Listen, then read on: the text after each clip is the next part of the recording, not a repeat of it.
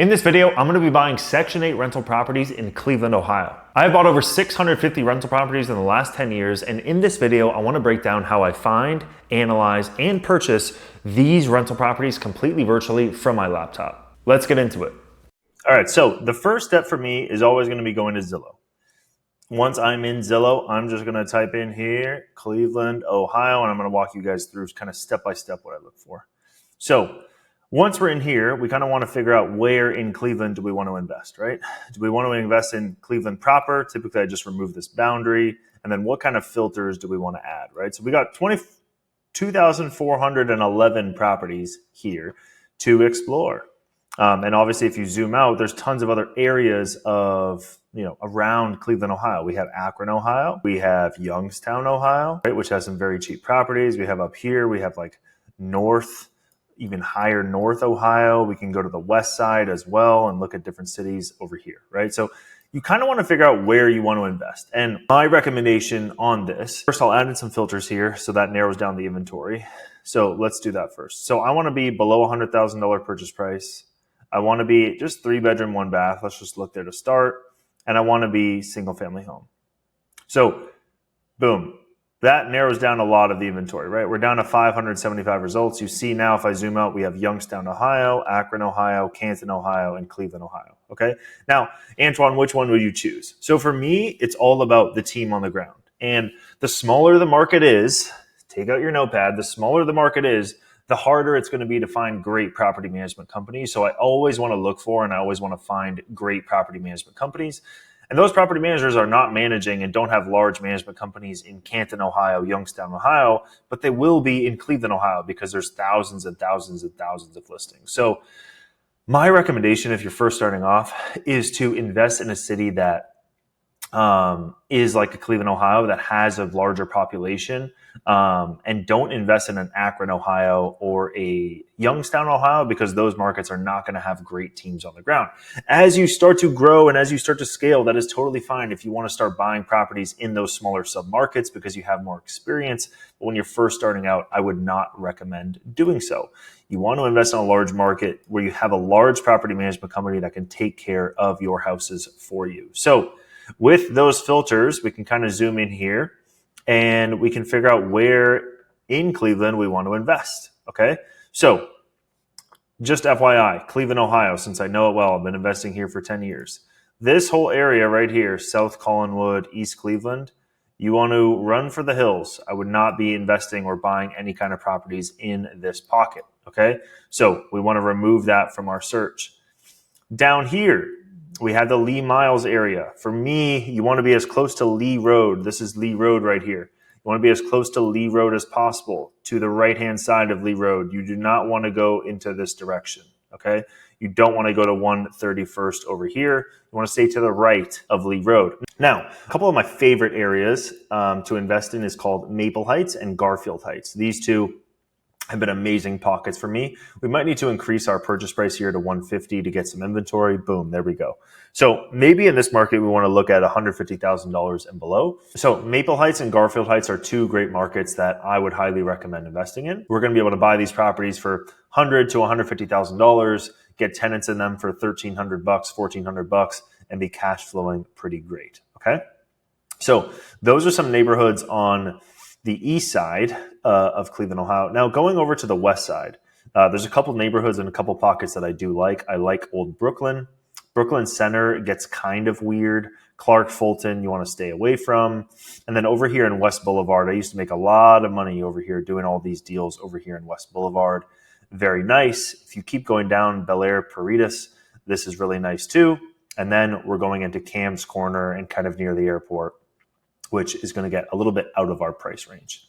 Up here in Lakewood, very up and coming, very nice. Then you have Cadell and the Detroit Shoreway. Cadell is a great neighborhood. Detroit Shoreway is a great neighborhood. And Ohio City is kind of like, it's very up and coming. It's kind of like Abbott Kinney-esque. It's very new. It's very young. It's very hip.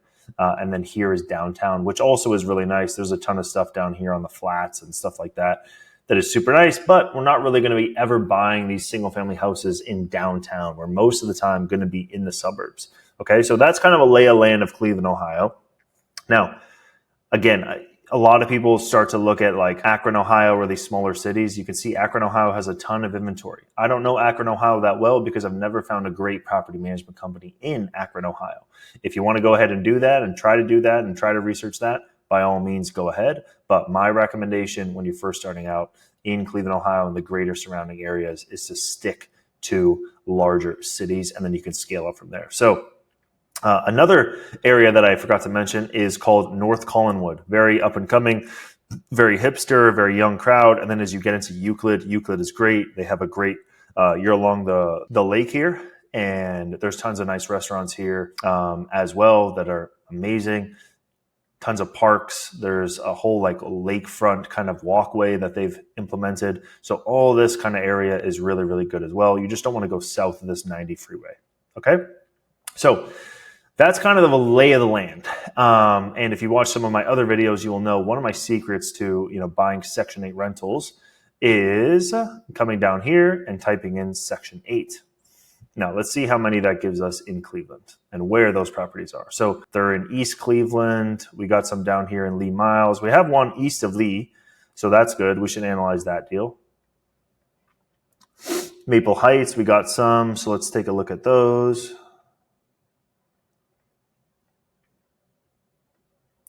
And then let's see if we got anything on the west side. West side, Clark Fulton, we want to stay away from, but we can look at Cadell. Okay, so these are the ones we want to look at, all right? So we got a couple. Let's see if they are Section 8 rented. Let's try to find some stuff that's Section 8 occupied first, and then we can go from there. This is house number one, $140,000. This one is on East or close to East Lee. Let's take a look at the photos. Need some work. Only some exterior photos, which isn't a good sign. Tenant occupied Section 8 with a rent offer of $1,700 a month. Okay, cool. It's only been listed 15 days ago. So what I'm going to do is I'm going to log into app.flipsystem.com. You can go in here. This is just what I'm going to use for the calculator. You can go to the properties tab, click add property. Let's go ahead and add this one in here. 16914 Lotus. I did a bunch of deals on this street actually in the past. Let's click save. Let's go to the deal analysis. They're listed for 140. We're going to make this a buy and hold. I'd say it's just like $5,000 in reno, 0 project management, 3,000 taxes, 1,000 in insurance, current rent 0, or current rent is 1,700. Okay, cool. Let's see if this one works. Let's go ahead in here. Let's go check the property taxes. Listed for 140. Property taxes are 2,000. I'm just going to assume that they're going to go up to like 2,500 though. Okay, let's analyze this. Cool. So the goal of this property is to buy for 140, spend $5,000 just kind of cleaning it up. We're going to get a loan. We're going to put 20% down, 7% interest rate with 2 points, $1,500 in loan fees. Okay, we have rent, taxes, insurance, property management, vacancy and maintenance, and debt service. So the net cash flow per month is $400. Return on investment is 12%, and you would need $40,000 to buy this property. What do I look for? I typically look for stuff that's over a 10% return on investment and typically below $40,000 cash invested. Couple of reasons for that. One, 10% cash on cash return is the bare minimum I look for because you can just go buy houses on martelturnkey.com. Turnkey rentals, already renovated, already rented out. You can go and buy those properties that are already done. that have been fully renovated. We don't know if this property has been fully renovated. That's one of the risks. And here, these houses make an 8 to 14% cash on cash return. Hell, I could buy a brand new duplex in Memphis, Tennessee for $77,000. That cash flows the same amount, 10%, but it's new construction and it's a duplex and it has Section 8 tenants. You know what I mean? So it has to be worth the juice has to be worth the squeeze. So what I would honestly look for, that's why 10% here is bare minimum, because I'm buying this house on the market. I don't know what the property really looks like. I don't know if there's a property manager in place. I don't know if they have a Section 8 tenant in place. They're telling me all this stuff, but I have to go and verify it, validate it. I don't know if the roof's in good shape. Looks like there needed to be some work on the garage door. Like this can easily go to $10,000. right? And then now look, we're at like 11%. Okay, cool. And there's like, it's actually the HVAC's in bad shape. Cool. We're at 9%, or 9.7, right? We're still at 10%. But you see what I mean? It kind of like, and then that's a lot of time for me to figure that out. First, I have to find the deal. Then I have to put it under contract, send an inspector out, send a lender out, send a title company, send this, send that, collect all the information, right? All for that deal to not work out, or to realize that Section 8 only covers 50% of the rents. And then now I'm screwed anyways, because I don't want $1,700 in rent when only half of that is covered. I want 100% of that shit to be covered by the Section 8 department, right? I think you would too. So this property is okay. There's obviously a lot of questions. Obviously, you can say that we can make a lower offer. Yes, we can, but they already reduced it by $5,000. Are they going to reduce it by another $5,000 to $10,000? Who knows what they're going to do, right? So this one's an okay deal. I would assume that if you're buying stuff on Zillow and Redfin, you probably want to shoot for like a 15 to 20% cash on cash return. Because again, if you want something turnkey, go to martelturnkey.com. It's off market, no competition, financing in place, tenants in place, property management in place, all vetted, all fully renovated, amazing reviews, et cetera, et cetera, et cetera, et cetera.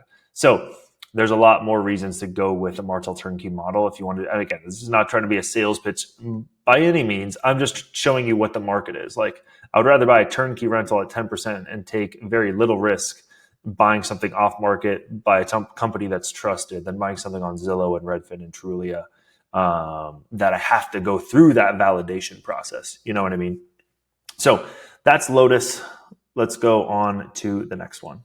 All right, so we got Phillips Avenue in Maple Heights, $105,000 purchase price, currently rented for $1,200, provides immediate cash flow, no wholesalers. Some TLC will add value. Okay, let's see. So 105 rented out for $1,200, okay, and it's a 3-bedroom house listed 20 days ago. Pretty good. Cool. Now, you may be asking, Antoine, isn't that a little bit low? I saw some guys on Instagram saying that I could rent out my 3-bedroom house for $17,000 a month. Oh, really? Okay. So let's check it out. So what you do, you go to huduser.gov, okay?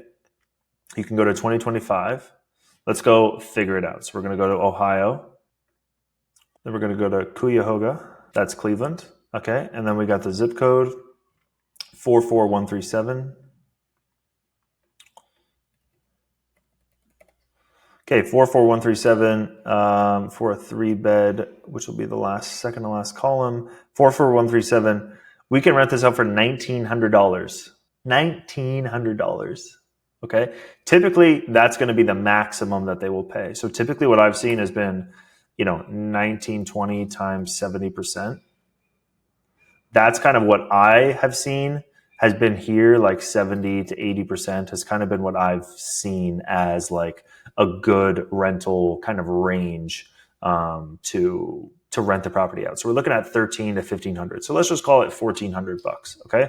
So let's go analyze this one now. Go to do the same exact process. Properties, add properties, 5103 Phillip,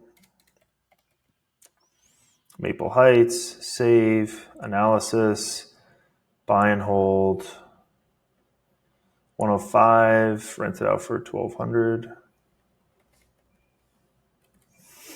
Let's say $5,000 in repairs, $2,500 in taxes, $1,000 in insurance, $1,220 in rent, $1,400 in market rent. So let's analyze this. So the way that this calculator works, it's going to analyze it based on market rent. So at market rent, if we can buy the house, kind of renovate it, clean it up, we're going to be able to get a 12.5% return on investment. Currently, though, we're at a 7%. So little tidbit for you. I always want to buy the property and be happy with the numbers going in. I never want to buy a property based on assumptions, or in the commercial real estate world, we call this based on pro forma. The pro forma rents or the market rents would be $1,400, but that's an estimate. We don't know what's going to happen. We could get $1,400 in rent with Section 8 department only covering 20% of the rents, and that's not going to be very helpful. So we want to make sure that we are always running our numbers, or underwriting, as they call it in the commercial world, our deal based on the current numbers of the property. We always want to negotiate the deal based on the current numbers of the property. Everyone is going to try to sell you on the future, but we are buying the present. It is my risk to go and buy the property, and and renovate it and rent it out and hopefully get that rent. But that should be my upside. It shouldn't be your upside that the property has the potential to do this, right? Cool. When you go and buy a business, you buy a business based on the trailing 12 months, trailing 24 months of performance. You don't buy it on the future growth. And that's where a lot of tech companies have these crazy evaluations. And then they, fizzle out and die. So we always want to buy the property based on current rents, not market rents. Keep that in mind. So I know that the numbers might look really snazzy at $1,400. My question to you, Billy, is what if we don't get it to rent out for $1,400? Then what? Then you're going to be pissed. So let's run the numbers at the current rents. Where do we have to be in order to make that work? We have to be around $95,000, only assuming 5K in renovations. If they say the property needs TLC, typically that means it's going to be more than just a couple $1,000s in renos. So my recommendation would be $85,000. That gets us to around 11%, which again is like kind of the bare minimum. So with that being said, I would probably pass on this one because we're so far off. So let's just skip that one. Okay. Now we got another one in Maple Heights, 125, currently rented to a Section 8 tenant. This one sucks because they don't mention how much the Section 8 tenant is paying. So for these properties, what I end up doing is I actually end up reaching out to the realtor. What you can do, I have a team on the ground, but if you don't have a team on the ground, you don't have a realtor, property manager, what you can do is reach out to this realtor right here, reach out to them and ask them, hey, what does this property rent out for on Section 8? How much does Section 8 cover? Okay, so that's for this property. You want to reach out to the listing agent and see what it's currently rented out for. When does the lease expire? Get all that information, get the flip system calculator. It's completely free and go analyze that deal. Okay, next we got Zimmer. Attention investors, turnkey with a rent offer of blah, blah, blah, high price to rent ratio. It's completely turnkey. Lead inspection passed. Okay, cool. So 125 with 1560 in rent. 125, 5K reno, 1560, taxes, insurance. Sweet. So this is a good one. So $125,000 purchase price, 1560 in rent, 5K reno, 25K property, $2,500 in property taxes annually. Let's see if that's correct. Cool. We're good. The property taxes are currently $1,100. Property taxes. This brings up a good point. Property taxes are going to vary depending on the city and state that you're investing in. I get calls from people all the time saying, Antoine, the property taxes are $1,000. I go on Google and it tells me the property taxes should be $17,000. And I tell them, yes, but ChatGPT or Google doesn't really know exactly how the property taxes work, or it's just not smart enough, or it needs to be educated or trained or I don't know. It needs some update. Okay. So you see this tax assessment here? This tax assessment, you see how it's locked in for 3 years? The taxes only change every 3 years, and it doesn't matter what the property traded for, what the property sold for, okay? The property taxes go up based on the assessed value, and this is going to change based on every city and state that you invest in. So property taxes are locked for 3 years, it's reassessed. There was something bad happened in these couple of years, so the assessment values went down by 6%. Fantastic. Cool. Now 3 years later, the market's doing great. So the property tax assessor went up by 30%. Now there's 21, 22, 23. Now we have 24 and 25, obviously, which aren't being shown here, which they should. But we should have a new tax assessment. So this is actually outdated. We need to go and figure out what the current property taxes are. My assumption is that they went up to like 17 or $20,000. It probably went up another 30%. So we're looking at property taxes instead of 1,075. We're now probably looking at property taxes around $1,500. Okay. Now I'm budgeting $2,500. I always estimate higher on the property tax kind of mark just to cover my ass. Okay. So this deal is a good one. 125K purchase, 5K reno, 25K in property, $2,500 in property taxes, current rent and market rents of $1,500 to get a 12% return on investment. Okay. Pretty sweet. On to the next one. Price cut of 10K, 140, currently rented out for $1,550. Now, as you do more of these, you guys are already going to know 140, right? Yeah. Currently rented out or buy it for 140. As you analyze more and more of these, you see I didn't even have to change any numbers. They're pretty much all the same except for the purchase price. And I know that 125, I can buy that other house for 125. This one's 140, and that one barely worked. This one is not going to work. And you would be right because this one, is an 8.5% return on investment with a $5,000 budget, $2,500 in property taxes. Let's go check that out. So these again are old. The property taxes are $1,500, but they're probably been reassessed at this point. So property taxes are probably like $2,000, $2,500, and we're getting $1,500 in rent. So this one doesn't work as well. We would need a price reduction on this one. Okay. So that is how you go and find properties across the country and where I would look for deals in the Cleveland, Ohio market. Cleveland, Ohio is a great market. I've been investing there for many, many, many years. That is how I would find inventory. I would use a flip system calculator to analyze my deals. I would use this template from the huduser.gov to kind of estimate what I think I can rent the property out for if I'm buying it vacant. Now, I only showed you the process of looking up properties that have Section 8 in the description. Now, if you want to take your time and go through the rest of the inventory, what I would recommend doing is removing this filter. And now, sir or madam, you have 368 properties to go through, okay? Use what I said in the beginning of the video, kind of go through this market, go through the different pockets that I mentioned. You can even draw and pause my video, right? You're going to go like this, okay? And then you're going to go like that. Oh, you can only do it in one shot. Oh, you guys are going to have to get creative with your drawings, but you're going to have to go like this and draw like this and go like this and blah, blah, blah. You're going to have to draw something like that. I'm beautiful at drawing. Draw something like that and then go through those inventory. And then use this property tax calculator to estimate what the property is going to rent out for based on that zip code that you go through.